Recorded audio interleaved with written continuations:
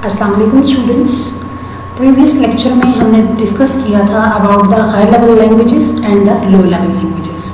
तो आज के हम इस लेक्चर में हम डिस्कस करेंगे about the source code and the object code. तो हम सबसे पहले देखते हैं कि सोर्स कोड क्या होता है। A program written in a high level language called source code. एक ऐसा प्रोग्राम जो कि हाई लेवल लैंग्वेज में लिखा जाता है, हम उसको कोड को सोर्स कोड कहते हैं। और प्रोग्राम क्योंकि सोर्स कोड है तो इसीलिए हमारे पास सोर्स कोड का प्रोग्राम भी सोर्स प्रोग्राम होगा। Source code is also called source programme, कि सोर्स कोड को हम सोर्स प्रोग्राम भी कहते हैं। अब हमने प्रीवियस भी डिस्कस किया था कि कंप्यूटर जो है वो हाई लेवल लैंग्वेज को अंडरस्टैंड नहीं कर सकता, इसीलिए computer can not understand the statements of high level language. The source code can not be executed by computer directly. तो इसीलिए सोर्स कोड को हम कंप्यूटर में डायरेक्ट एग्जीक्यूट नहीं कर सकते, क्योंकि हमें पता है कि कंप्यूटर हाई लेवल लैंग्वेज की जो जुबान होती है उसको वो समझ ही नहीं सकता। देन जब वो कंप्यूटर में आएगा तो सबसे पहले जो सोर्स कोड होगा वो चेंज होगा, कन्वर्ट होगा इनटू द ऑब्जेक्ट कोड। अब हम देख लेते हैं कि ऑब्जेक्ट कोड क्या होता है। A program in machine language is called object code. एक ऐसा प्रोग्राम जो कि मशीन लैंग्वेज में होता है उसके कोड को हम कहते हैं object code. It is also called object program और मशीन कोड, इसलिए हम इसको ऑब्जेक्ट प्रोग्राम भी कहते हैं और इसके साथ साथ हम इसको मशीन कोड भी कहते हैं। अब मशीन कोड से हमें यहाँ पे पता चल रहा है, इसके नेम से ही हम पहचान सकते हैं computer understands object code directly, कि कंप्यूटर ऑब्जेक्ट कोड को बड़ी आसानी से और डायरेक्टली समझ सकता है क्योंकि ये उसी की ही लैंग्वेज में होगा। अब हम डिफरेंसेस देख लेते हैं between the source code and the object code. तो सबसे पहला डिफरेंस है source code is written in high level language और असेंबली लैंग्वेज। कि source code high level language और असेंबली लैंग्वेज में हम राइट कर सकते हैं, और इसके against object code is written in machine language through compilers. Object code हम मशीन लैंग्वेज में राइट कर सकते हैं, लेकिन यहाँ पर हमें जो जरूरत पड़ेगी वो हमें लैंग्वेज ट्रांसलेटर की पड़ेगी, जो कि कंपाइलर है।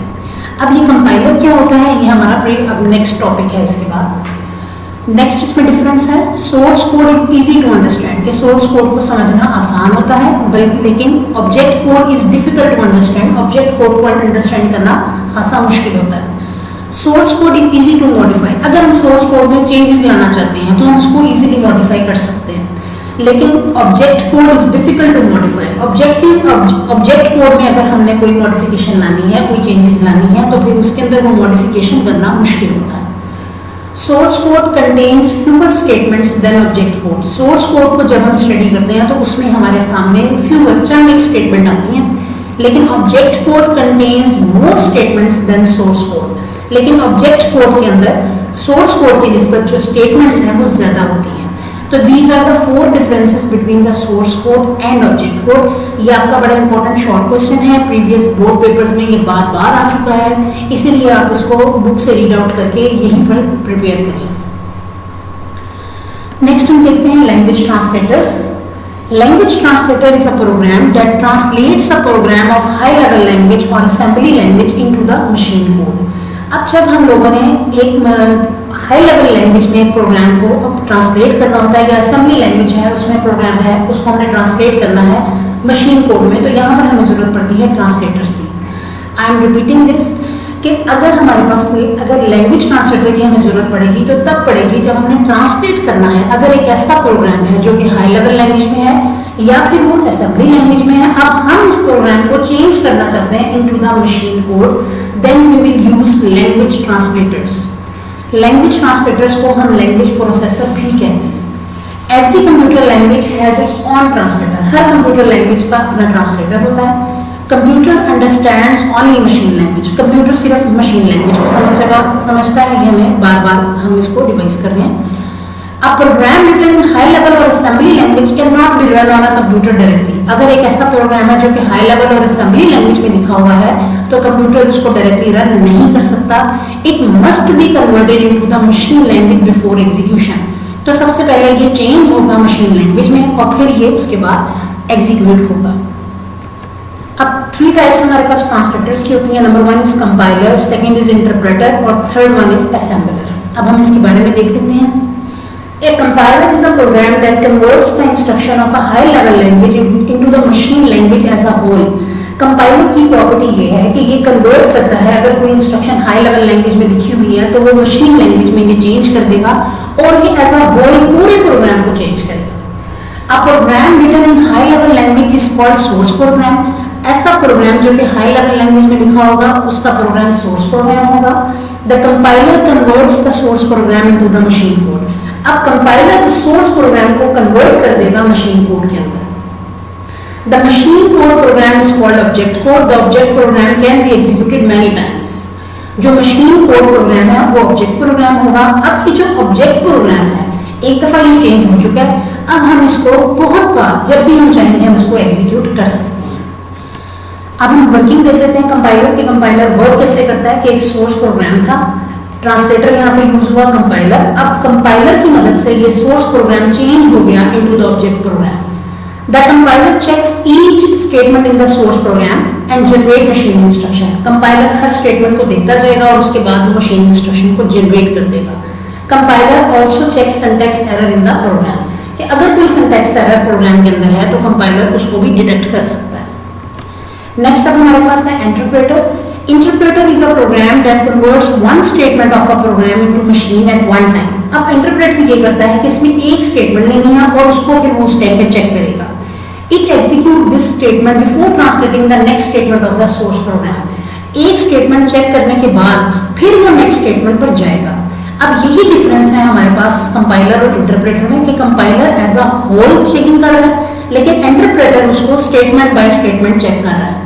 और अगर उसको एक स्टेटमेंट पर एरर नजर आता है तो वो वही अपनी वर्किंग को स्टॉप कर देगा और वो डिस्प्ले करेगा एरर मैसेज। जब वो एरर रिमूव होगा तो फिर जो इंटरप्रेटर है वो नेक्स्ट स्टेटमेंट पर जाएगा। If there is any error in the statement the interpreter stops working and displays an error message. कि अगर उसने एक स्टेटमेंट चेक की, उसको वहां पे एक एरर नजर आया, उसने फौरन एरर मैसेज को डिस्प्ले कर दिया। अब जब तक वो एरर मैसेज उसमें से प्रोग्राम में से डिलीट नहीं होगा it will not move on the next statement, कि ये नेक्स्ट स्टेटमेंट में मूव नहीं करेगा, जबकि compiler as a whole program की चेकिंग करता है। अब दोनों भी हमारे पास एडवांटेज और डिसएडवांटेजेस ये हुए। The advantage is that an error is found immediately so the programmer can correct errors during program development. कि इंटरप्रेटर को जैसे ही एरर नजर आया उसने फौरन इस एरर को डिटेक्ट किया और सामने वो उसने मैसेज दे दिया कि there is error in the program. तो ये प्रोग्राम की डेवलपमेंट के लिए बहुत अच्छा है। But the disadvantage of interpreter is that it is not very efficient, कि ये ज्यादा एफिशिएंट नहीं है। क्यों एफिशिएंट नहीं है? क्योंकि ये टाइम टेकिंग है, स्लो है। अब एक एक स्टेटमेंट चेक कर रहे हैं और तब तक वो आगे नहीं जा रहा जब तक वो एरर रिमूव नहीं हो रहा, तो ये काफी टाइम कंज्यूमिंग है। The interpreter does not produce an object program, it must convert the program each time it is executed. Interpreter object program भी प्रोड्यूस नहीं करता और ये कन्वर्ट करता है प्रोग्राम को हर दफा जब आप एग्जीक्यूट करेंगे। जब आप प्रोग्राम एग्जीक्यूट करेंगे तब ये कन्वर्ट करेगा। और इसके अलावा बेसिक लैंग्वेज यूजेस इंटरप्रेटर। अब इंटरप्रेटर असेंबलर जो है वो बेसिक लैंग्वेज यूज करती हैं, ये इसकी एग्जांपल भी हो गई।